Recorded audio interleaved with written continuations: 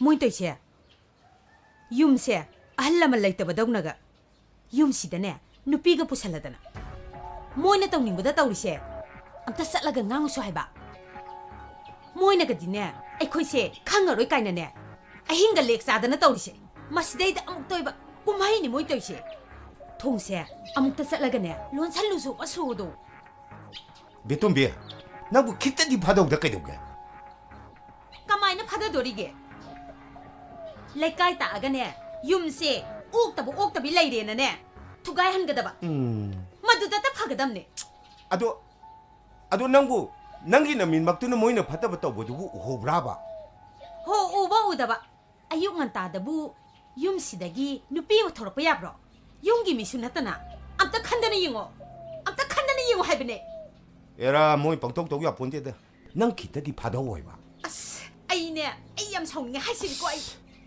moi gumba mama mapa mafamarang khangdaba macha singse moi ubadane aina mit narise oh phare adu nang shaura no ha ai haise nang na harido ai taning de haibai wa nate ado ngasi mak natrasune hayeng ne mangak samparaga ingadabani ko idea oh yare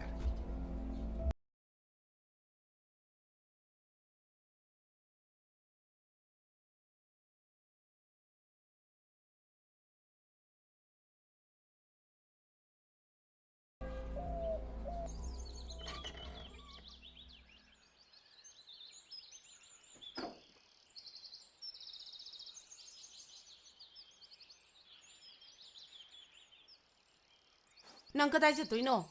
Asaibok chaluge ma thuna halake. Hey, nang asaibok sa panati. Nang natawri ba si nang lasabi para ba ni? Mina kari ngang na ningang na rohe ba si nang karim ta khangde. Ha, mina ngang na akoy da kari so ino wanda so ihe si karim ta khangde ba. Namay do kadai da pange. Ay na kay dorage ma. Adam saung na ngang ibo. Nang na pamen hoy da ayunga ta mina hugot na jingay da migi mayum da nang na sangba. Lekay gumdong kuting na ngang na risuko nang putabra hay ba de. Ay di mina lirakpada imay si puba ngamdre ba. Aduda kyam kairage? Koinare de koinare. Moi di na mayum da pan khangdram ni na. Ay tawi sida chai ni. Hey, na angang na trabani. Na yung pan mamatam oirabani.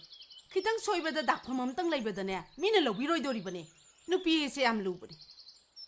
Moi da kana lawiyo haige. Ay na hujik sauningak na na. Miwangang na ba mga tarok to loy thang thindat lamaga na. Ay dapamen da kok chien gini ko. Hay na.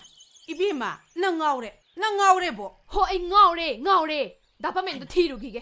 Ngasi jenge. Moi kana na kay haingam ge ba. Bima. Ibima, laybag leya. Asibu sana na chenduri jala ne. Asina bu pareda.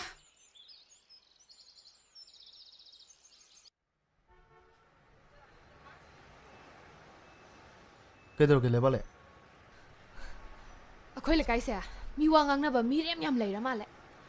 Dapamen ni bani koina ba se. Chak ba mi yam leira male. Khangni ba iso. Luhong baga se sumang daga hongwai. Lekai gi lampak to in hongge. Lo. Nung lupa kaya lagi? Sida di hidak long no lupa lising taruk tilai. Kay gino. Ang lupa lising ani budi yawe. Nung dagi taruk tuga ni pandi sure. Ako saldo. Kasi putabaya ni hay. Bildi lupa lising tratare. Nung hen ba teli trabo. Ang atay delay tre. Pare. Taruk tu payalo. Tupa mi yengas. Kitang tundi lo. Hoy. Dapamen na tra. Kedore hay no. Mo ichel do hospital lagi putharo hay. Oh. Ado mongon dari lupa lising ani din yaw da mal. Sida kaya lagi hangai ni. Hujik pu kya walige? Hospital bill dari lupa lising tar mal. Mongon dari ani duga sida gi taruk siga lupa lising nipan dilay ni. Ay gi khodo amadi yawri. Masi thamaga na ay awat pa do hapage. Chasila. Hoy, chalsi.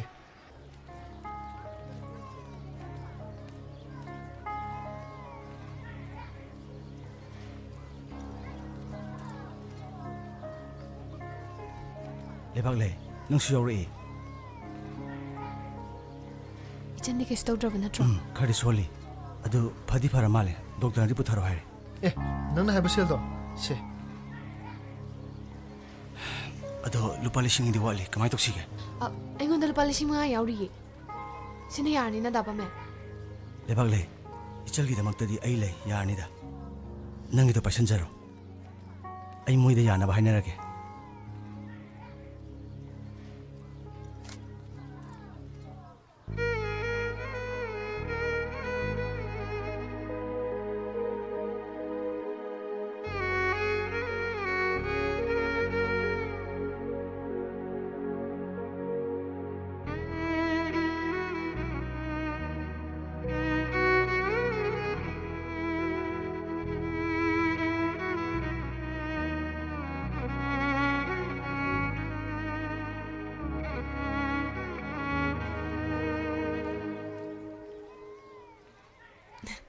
ꯆꯠꯅꯕ ꯇꯧꯁꯤꯔꯥ ꯀꯩꯁꯨ ꯇꯧꯗ꯭ꯔꯦꯀꯣ ꯇꯝꯆꯜ